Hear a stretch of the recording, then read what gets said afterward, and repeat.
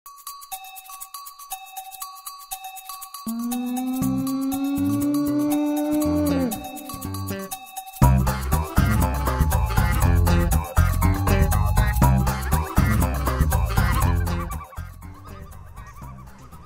my name is Tamara and you are watching Things Even a Monkey Should Know. If you've watched a few of my other videos, you already know that I'm not a professional at all this home improvement stuff. I'm just a girl that's figured out that there are quite a few things that I can do around the house, and sometimes on the cars and sometimes in the yard, that can save me a lot of money. So I want to share all that stuff with you. So today I'm going to be taking off my shower head and cleaning it out because, as you probably know, they get pretty gunky, and it's actually a lot easier to do than you might think. So in addition to the gunky, gross shower head that you'll need today, there's a few other things that you'll want to have. The first is a pretty good sized wrench. You may be able to remove your shower head yourself by just using your hand to untighten it, but it's not real likely. So you need a wrench that can adjust to be big enough, or is big enough, to go around the base of the shower head. You'll also need some kind of a container that is just a throwaway container, plastic, of course. Something, or that you're going to use for other chemical uses, something that you're not going to be eating out of. You'll need a toothbrush that is just a throwaway toothbrush. You'll need something that removes calcium, lime, and rust. Personally, I like this one. It's just CLR, calcium, lime, rust remover. There's Lime Away too. The reason I like this one is because it doesn't stink, and Lime Away has a smell to it that just makes me want to vomit, and I'm sure that you don't want to watch me vomit, so that's why I get the CLR. It's always a good idea to have a roll of paper towels around, because you never know. You'll definitely want to have some kind of just a plastic bag so that you can, available in case you have to use paper towels.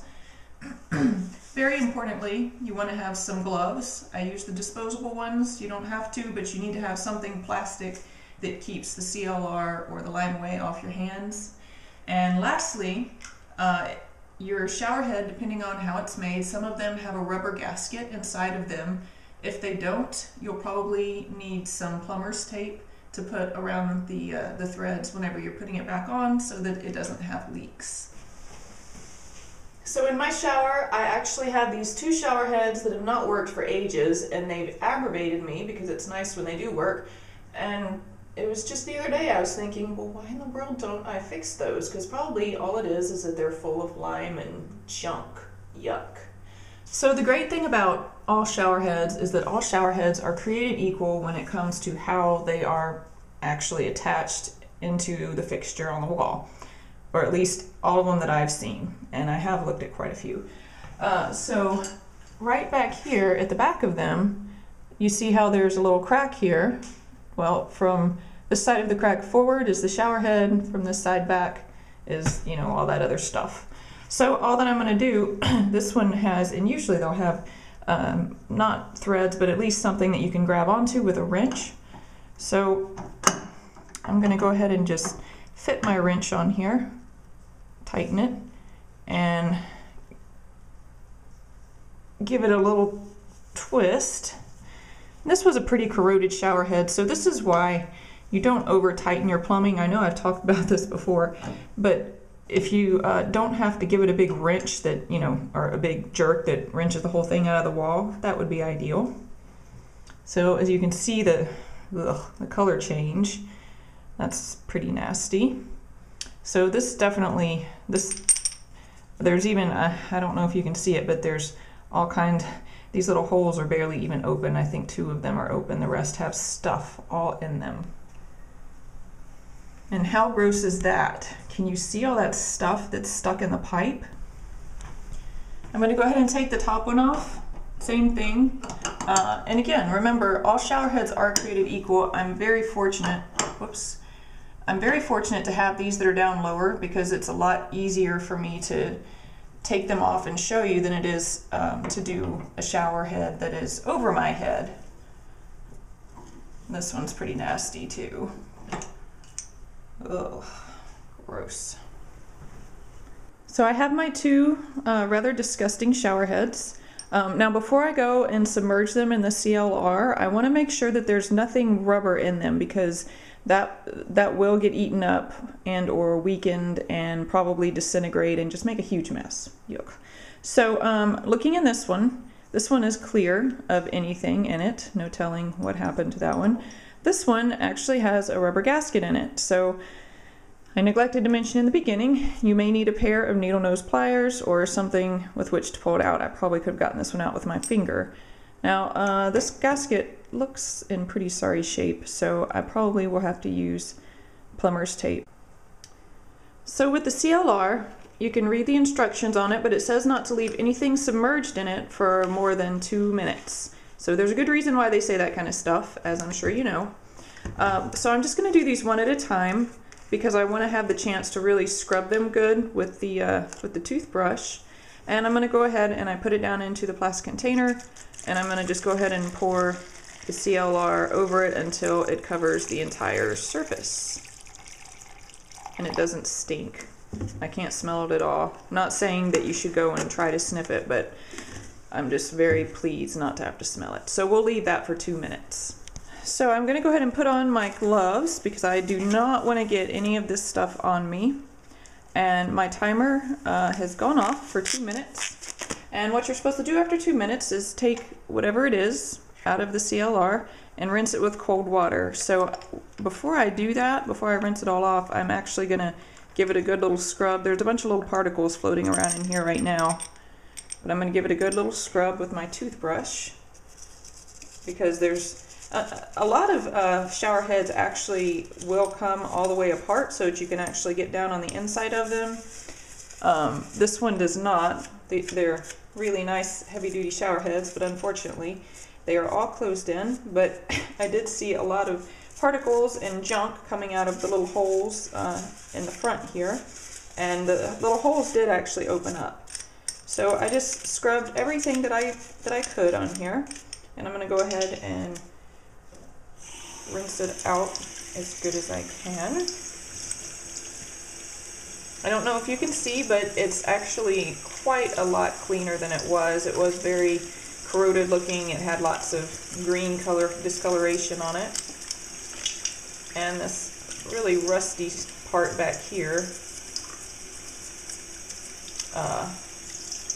looks less rusty anyways. I'm not saying that the CLR can work miracles, but it gets pretty close. So there's the first one, quite a bit better. I'm going to go ahead and throw the other one into the same little thing of CLR that we had, because it's good for more than just one use. And this one actually, it looks like it's flowing a lot better already. So my timer's gone off again for my second 2 minutes. This piece actually looks a lot better than it did too. With the first one, I was looking at it. I'm going to go ahead and scrub this while I'm talking to you. With the first one, I was looking at it, and it actually looks like it could use another dip in the CLR. So I am actually going to do that. You're not supposed to leave things in for more than 2 minutes at a time, but if you take it out after 2 minutes, rinse it, see it needs to be put back in there again, then that's okay. The main thing is, I think they just don't want you leaving it in there so long that it's liable to eat away the finish or eat into the whatever it is you're trying to work on.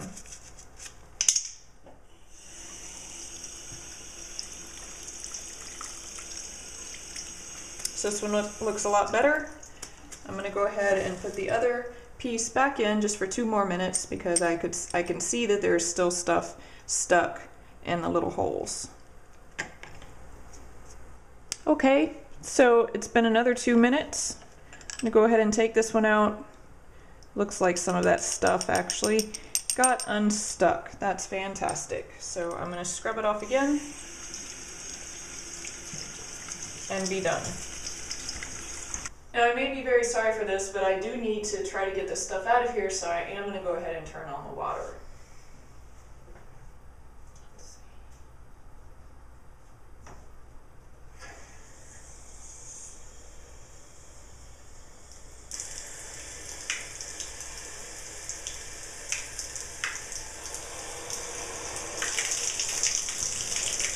So looking at those threads, they look pretty rusty. So actually what I'm going to do is I'm going to dip my toothbrush in a little bit of the CLR, and I'm just going to scrub on it and get some of that excess rust off before I go to try to put that other shower head back on.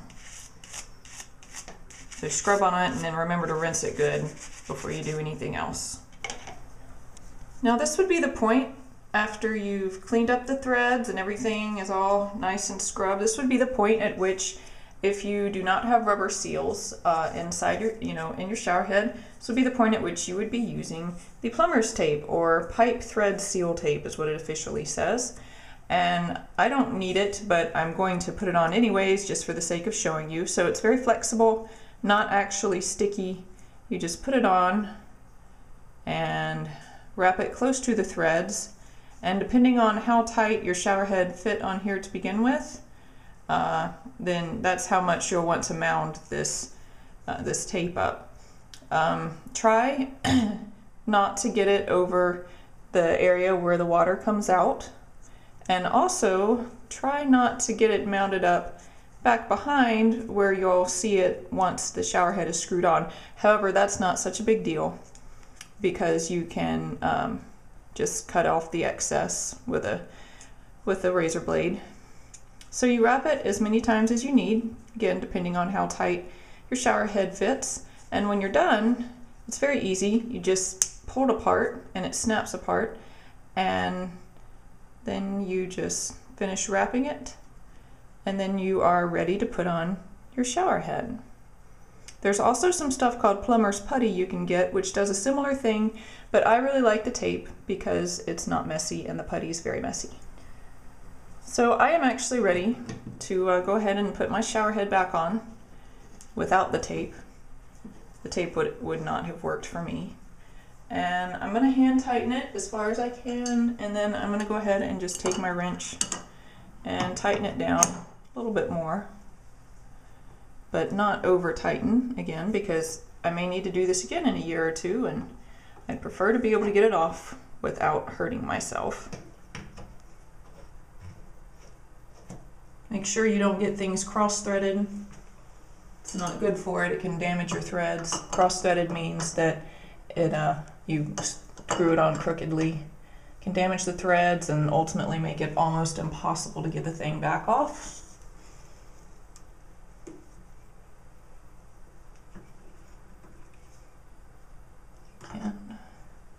Okay, now I am ready to try these out. Perfect. So I think that the telling of that took longer than the actual doing of it. In fact, I know it did. I hope that this helped you. I hope now you're able to take a nice full shower and have nothing clogging up all the little holes in your shower head. One other thing, I know you're going to be left with a tub of CLR. Don't pour it back in the bottle since you have used it, but there's a lot of other uses for it around your house. It can take anything, it can clean up anything that has calcium or lime or rust deposits, obviously, because that's what it's called. Usually whenever I do this, I take the opportunity to use it to clean my toilet. You know how the toilet gets that ugly ring in it? Well, this can help with that a lot. Or just anything else that you might have deposits on. So again, enjoy your new shower, your new old shower, and I hope to see you next time.